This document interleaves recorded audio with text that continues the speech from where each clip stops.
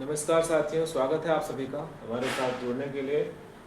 जैसा कि हमारा ये व्याकरण का टॉपिक चल रहा है, तो आज का हमारा प्रकरण है मुहावरे और लोकोक्तियाँ।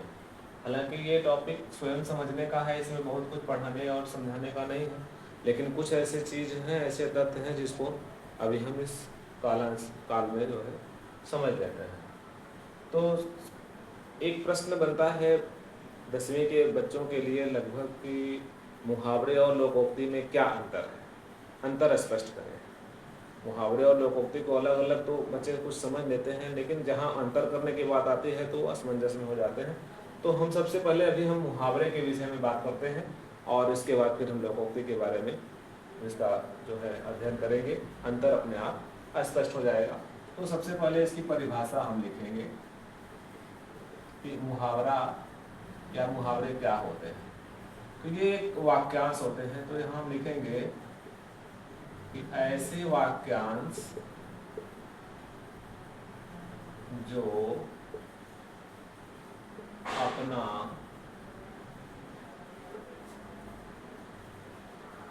अपना सामान्य अर्थ छोड़कर, सामान्य या शाब्दिक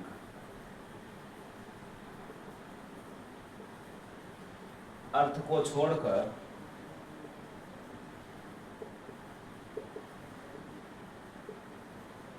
विशेष अर्थ प्रकट करते हैं,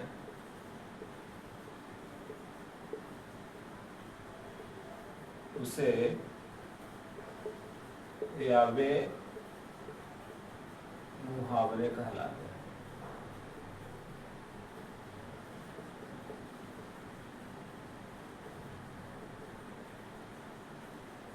अब यह जो मुहावरा है, सबसे पहले बात आती है कि ये किस भाषा का शब्द है। तो यह जो है अरबी भाषा का शब्द है। मुहावरा जो है अरबी भाषा का शब्द है और यह पूरा वाक्य नहीं होता, बल्कि क्या होता है, वाक्यांश होता है। और यह अपने शाब्दिक अर्थ को, सामान्य अर्थ को छोड़कर के एक संकेत यानी सांकेतिक अर्थ या शाब्दिक अर्थ प्रकट करते हैं, इसलिए इसे मुहावरा कहा जाता है। और ऐसे ही वाक्यांश मुहावरे होते हैं। जैसे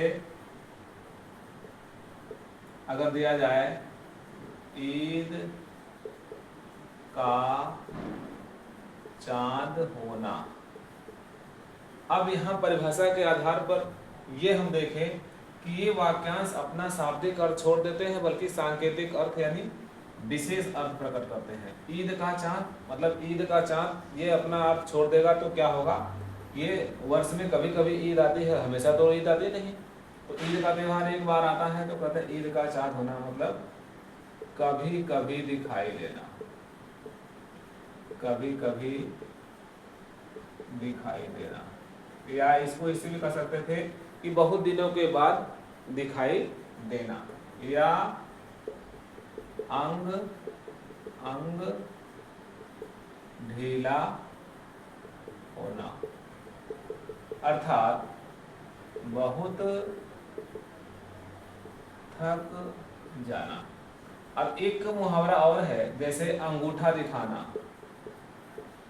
प्रायः लोग इसके अर्थ को भटक जाते हैं और ऐसा लगता है उनको अंगूठा दिखाने से कि ये कोई बड़ी उपलब्धि हासिल हो गई है, अंगूठा दिखा रहे हैं। इसका मतलब होता है साफ इनकार करना, यानी साफ मना कर देना,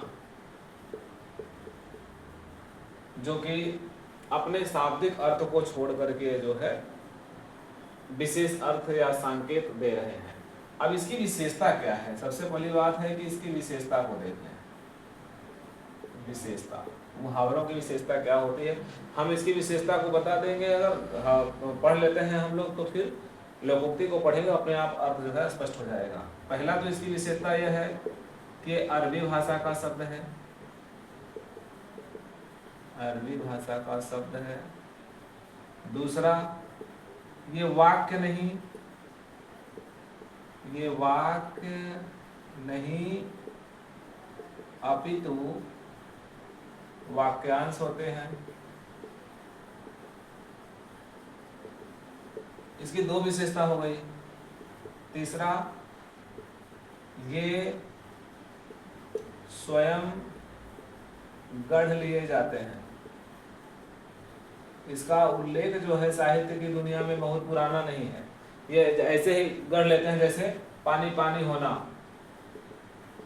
पानी पानी होना, ये अपने से गढ़ लिया गया, इसका कोई अनुभव नहीं है, इसका कोई तथ्य नहीं है, तो कहते हैं कि ये स्वयं गढ़ लिए जाते हैं। अब इसके पर्याय जो है नहीं रखे जाते। एक विशेषता और है कि मुहावरों में शब्दों का पर्याय नहीं रखा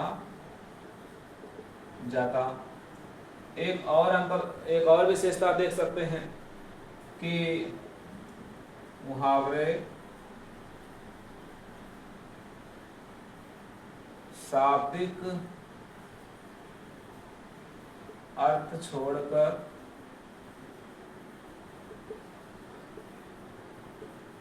सांकेतिक अर्थ देते हैं।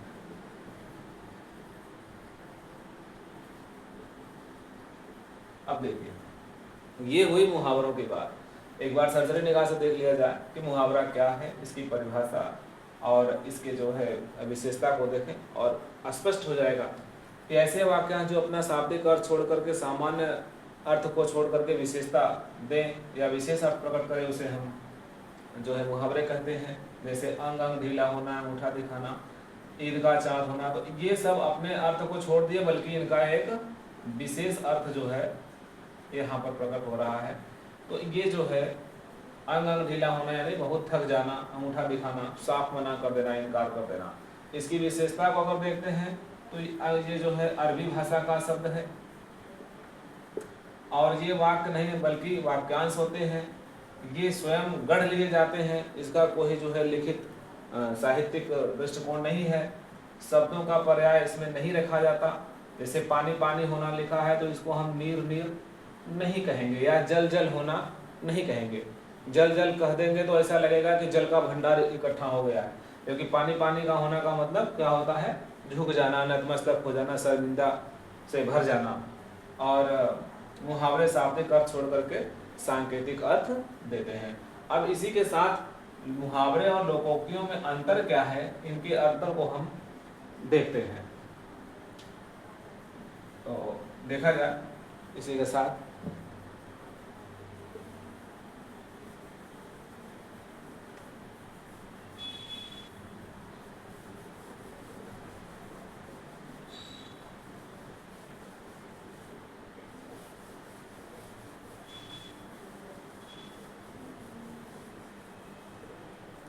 अब हम जो है अभी तक मुहावरे को देखे, अब लोकोक्ति की परिभाषा देखेंगे। ये लोकोक्ति, लोकोक्ति जैसे कि नाम से ही स्पष्ट है।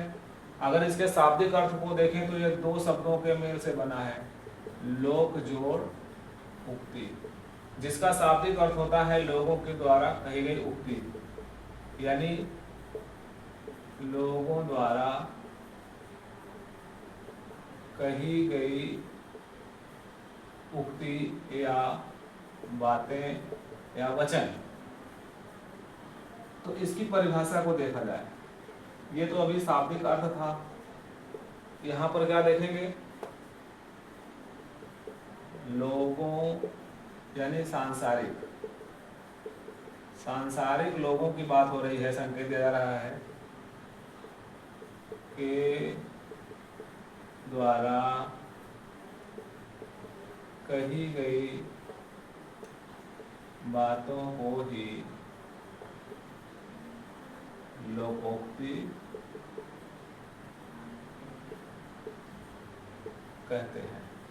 इसका दूसरा नाम है कहावत, यानी लोकोक्ति को हम दूसरे रूप में कहावत भी कह सकते हैं। जैसे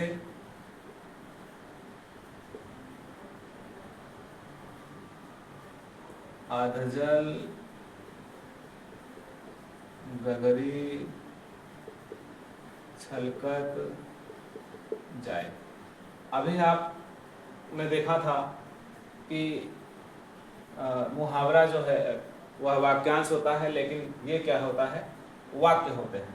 इसका कोई विशेष अर्थ नहीं होता, ये अनुभव के आधार पर कही जाती है। जो संसार के लोगों के द्वारा जो उनके ऊपर जो बिना है जो हुआ है वो अपने अनुभव को बताया, वहीं पर जो है क्या होता है, ये लोकोक्ति होता है। तो अधजल गगरी छल कर जाए, या एक पंथ दो काज, एक साथ जो है दो बातों का उल्लेख हो, दो कार्य एक साथ किए जाएं और भोज एक हो, वहां पर जो है ये होगा लोकोक्ति का एक उदाहरण, एक पंथ दो काज। तो अब इसकी विशेषता को देखिए, और भी देख सकते हैं, करे कोई भरे कोई, ये सब जो है उदाहरण इसके हैं, लोकोक्ति के हैं। अब इसकी विशेषता को देख लीजिए, इन विशेषता के आधार पर लोकोक्ति और मुहावरे के अंतर जो है अपने आप स्पष्ट हो जाएंगे। सबसे पहली तो बात यह है, वहां आपने देखा था कि मुहावरे अरबी भाषा के शब्द हैं, यहाँ पर लिखेंगे कि लोकोक्ति ग्रामीणांचल के शब्द हैं, ग्रामीणांचल के शब्द हैं, यानी लोगों के द्वारा कही गई बातें इसमें दिखाई दे रही हैं। दूसरा उसमें था कि वे अपूर्ण होते हैं, यहाँ लिखेंगे कि लोकोक्ति स्वयं में पूर्ण वाक्य होते हैं।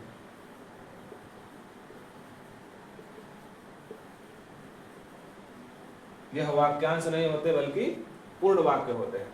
वहां पर देखा गया था कि वे मनगढ़ंत होते हैं, लोगों के द्वारा गढ़ लिए जाते हैं, लेकिन लोकोक्ति की विशेषता यह है कि लोकोक्ति जो है लोगों के अनुभव के प्रमाण है।